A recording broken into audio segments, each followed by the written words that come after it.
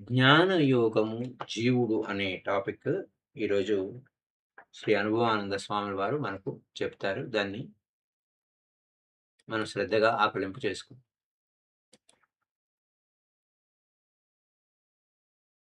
జ్ఞానయోగము జీవుడు. అసలు ఈ జీవుడెవరు? భ్రాంతి రూపమైన ఈ ప్రపంచానికి కారణమైన భగవంతుడు ఈ జీవుడే. జీవుడే దేవుడు అని పత్రిసారి మనకు చెప్పారు. కానీ ఈ రహస్యాన్ని కేవలం పరోక్షంగా గాక అపరోక్షంగా గ్రహించిన వాడు భగవంతుడవుతాడు. అంటే పరోక్షము, అపరోక్షము అంటే ఏమిటయ్యా? ఇది రహస్యం. నువ్వు భ్రాంతిలో ఉన్నావు. ఈ భ్రాంతి రూపమైన ఈ ప్రపంచానికి కారణం కూడా భగవంతుడు. ఆ భగవంతుడే ఈ జీవుడు. అంటే ఆ దేవుడే ఈ జీవుడు. ఆ దేవుడే నీవు. భ్రాంతిలో ఉన్నావు. కలలో ఉన్నావు. సంసార స్వప్నం ఇది. దాని వెట్ల మోహంలో ఉన్నావు. అందుకోసం నిన్ను జీవుడన్నారు. కానీ ఈ రహస్యాన్ని కేవలం పరోక్షంగా కాకుండా నువ్వు ఆ భగవంతుడివే. ఆ భగవంతుడే ఈ జీవుడు. వేరే భగవంతుడు లేడు. వేరే బ్రహ్మము లేదు. బ్రహ్మమనగా తానే బట్టబయలు. బ్రహ్మమనగా తానే బట్టబయలు.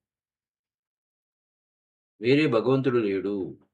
వేరే భగవంతుడు ఉన్నాడని భావించడం వలన మళ్ళా దట్ బికమ్స్ డిఫరెంట్ ఇష్యూ అది. ఇక్కడేమైంది? కానీ ఈ రహస్యాన్ని కేవలం పరోక్షంగా గాక అంటే ఇతరులు చెప్పడం, గ్రంథాల్లో చదువుకోవడం, ఆ గురువులు మాటల్లో కాకుండా అపరోక్షంగా, అనుభవపూర్వకంగా గ్రహించిన వాడే భగవంతుడు.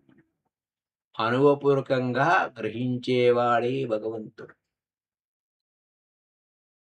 సోదరి, మాతాజీ, అమ్మాయి, పూర్వపు ఉత్తరంలో జ్ఞాన మార్గం విషయాన్ని కొంత తెలుసుకున్నావు.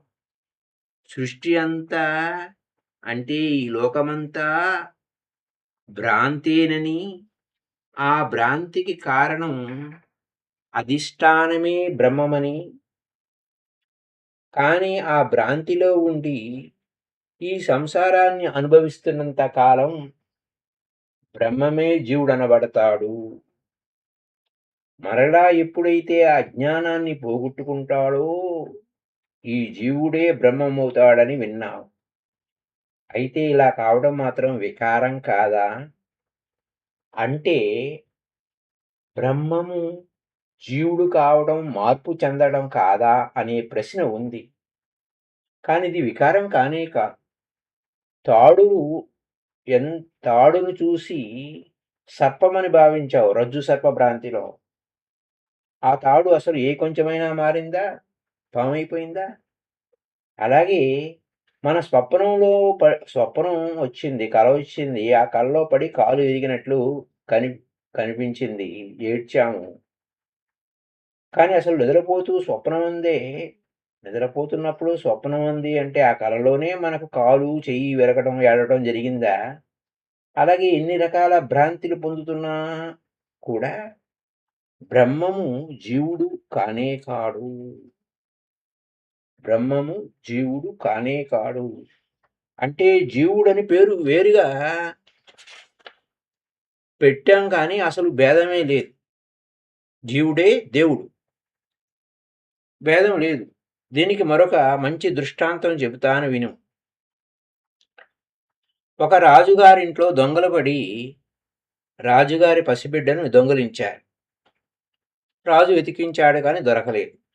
కొంతకాలమైన తర్వాత ఈ కుర్రాడు దొంగల మధ్య పెరుగుతున్న ఆ అరణ్యంలోకి ఆ రాజు వేటకు వెళ్ళాడు.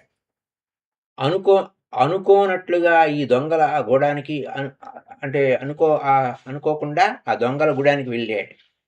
కానీ రాజుకు మాత్రం తన కుమారుడు అక్కడున్నట్లు అసలే తెలియదు. ఆ పిల్లాడికి మాత్రం ఎలా తెలుస్తుంది? ఈ రాజును చూసినప్పటికీ దొంగలంతా పారిపోతున్నారు. వాళ్ళలో ఈ పిల్లాడు ఉండడం రాజుకు ఆశ్చర్యం కలిగించింది. సుమారు 12 ఏళ్లున్నాయి ఆ కుర్రాడికి. గొప్ప తేజస్సు, రాజపుత్రులా ఉన్నాడు. అందుకని రాజు ముందుగా ఆ కుర్రాడిని పట్టించాడు.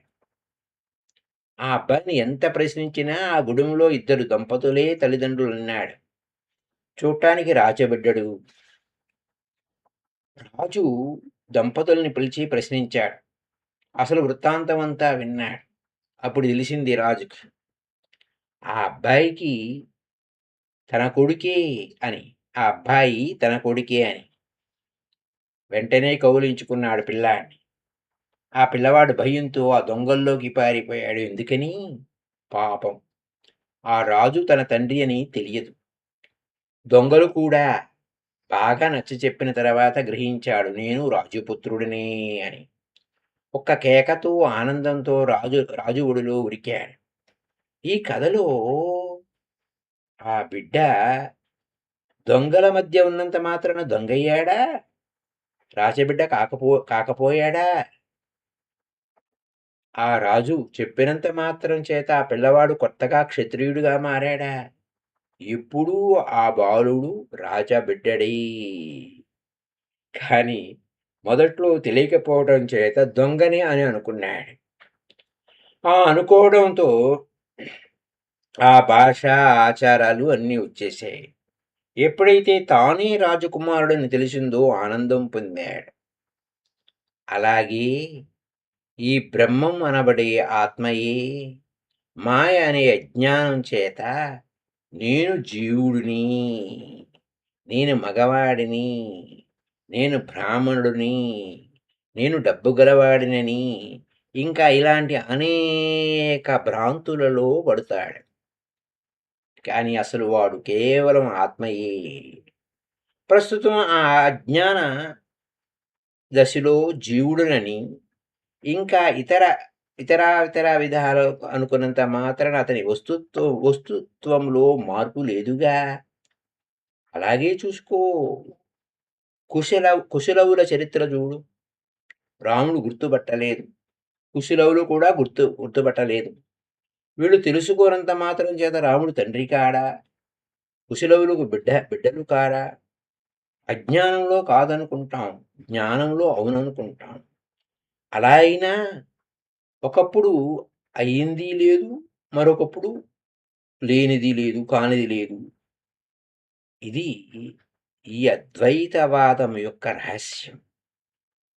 ఇంకో కథ చెబుతాను విను. 10 మంది మనుషులు ఒక పని మీద వెళుతూ ఒక నది దాటారు. ఆవలి ఒడ్డుకు వెళ్ళిన తర్వాత అందరూ సురక్షితంగా చేరారా? లేదా అని లెక్కించారు. ఎంత లెక్కించినా 9 మందే తేలుతున్నారు. ఒకడు ప్రవాహంలో పడిపోయాడని భయము, దుఃఖము కలిగి వాళ్ళంతా రోదిస్తున్నారు. ఇంతలో ఒక పెద్ద మనిషి ఆ దారినే పోతూ వీళ్ళ దీనస్థితి విన్నాడు. ఆశ్చర్యపడ్డాడు. రహస్యం గ్రహించాడు. వరుసగా నిలబెట్టారు అందరిని. ఒకడిని మిగతా వాళ్ళని లెక్కబెట్టమన్నారు. వాడు తన ముందున్న 9 మందిని లెక్కించి అయ్యో! పదోవాడే అని గోడున ఏడవడం మొదలెట్టాడు. అప్పుడు ఆ పెద్ద మనిషి ఓరి ఎర్రివాడా! నువ్వేరా పదోవాడివి. నిన్ను కాక మిగిలిన వాళ్ళని లెక్కపెట్టావురా అన్నాడు. వాడు మరలా లెక్కపెట్టాడు. తెలుసుకున్నాడు తన అజ్ఞానాన్ని. పూర్వపు అజ్ఞానం పోయింది. జ్ఞానం కలిగింది. సంతోషించాడు. అందరూ వెళ్ళిపోయారు. ఈ కథలో మాత్రం పదోవాడు ఏటిలో కొట్టుకుని పోయాడని వీళ్ళంతా ఏడ్చినంత మాత్రాన పదోవాడు అలా అయ్యాడా? నీవేరా అని చెప్పించుకొని నేనే ఆ పదోవాడినని తెలుసుకున్నంత మాత్రాన ఆ నీళ్ళలోంచి పదోవాడు బయటకు పడ్డాడా? అది లేదు, ఇది లేదు. ఆ పదేవాడు ఆ పదే ఆ పదోవాడు ఎప్పుడూ బయటనే. ఏ అపాయం లేకుండా ఉన్నాడు. కాని బుద్ధి తక్కువ చేత అలా భ్రాంతి పడి ఏడ్చాడు. అయితే ఈ జీవుడి చరిత్ర కూడా తానే ఆత్మస్వరూపమైన బ్రహ్మము అయుండి కూడా తానే ఆత్మస్వరూపమైన బ్రహ్మమయుండి కూడా తాను కాదు. ఎక్కడో భగవంతుడున్నాడు.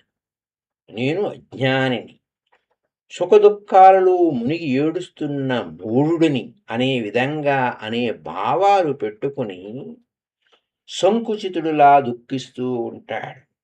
భవ భవము భవతి కదా! యద్భావం తద్భవతి. ఆ ఏడుపే కంటిన్యూ అయ్యింది. నారాయణుడే నరుడుగా ఉండి తన నారాయణత్వాన్ని మర్చిపోయి ఏడుస్తున్నాడన్నమాట. కానీ యథార్థంగా చూస్తే ఆ పదోవాడి తెలివే ఈ జీవుడికి కూడా ఉంది మొదట్లో. కానీ ఎలాగైతే చివరికి ఆ పదోవాడిని నేనే అని గ్రహించినప్పుడు, అలాగే ఎక్కడో ఉన్నాడని అనుకుంటున్న ఆ బ్రహ్మాన్ని నేనే. బ్రహ్మం ఒకటే, పరబ్రహ్మం ఒకటే. బ్రహ్మం వేరుగా లేదు. నేల విడిచి సాము లేదు. తను విడిచి దైవం లేడు. తానే దైవమై ఉన్నాడు అన్న సత్యాన్ని తెలుసుకున్నప్పుడు, ఆ బ్రహ్మమే నేను అని గ్రహించటం జ్ఞానమన్నారు.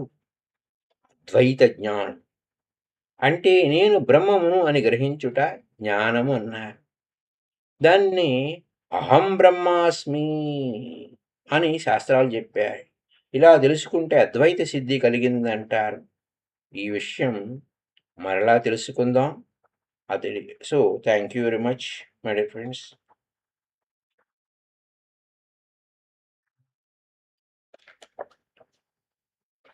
ఈ జీవుడే దేవుడు అనే సత్యాన్ని అనుభవపూర్వకంగా తెలుసుకోవడమే ముఖ్యం. మరి రేపటి ఎపిసోడ్‌లో మహా వాక్య చతుష్టయము. అయితే ఈ 2 కూడా చాలా చిన్నవే. అయితే దీన్ని కూడా చెప్పేసుకుందాం.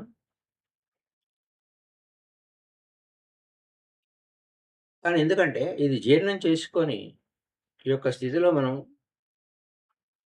తెలుసుకునేటప్పుడు ఒక విచిత్రమైన పాయింట్ ఉంటుంది. ఈ జీవుడే దేవుడు అనే పాయింట్‌లో శ్రవణ వాక్యం, తత్వమసి, మనన వాక్యం, అయమాత్మ బ్రహ్మ. శ్రవణ వాక్యం ఏంటి? అదే నువ్వురా, అదే దేవుడివే నీవు. మనన వాక్యం అయమాత్మ బ్రహ్మ, నిధిధ్యాసన అహం బ్రహ్మాస్మి. ఆ అద్ ఆ అద్వితీయమైన ఆనందంలో మునిగి ఉండటం ప్రజ్ఞానం బ్రహ్మ. ఈ విషయాలు రేపటి విషయంలోనే తెలుసుకుందాం. Thank you. అయితే బావుంటుంది. రేపు రేపు చెప్పుకుంటేనే బావుంటుంది. Happy day to you all masters. Kindly like this video, share this video to all.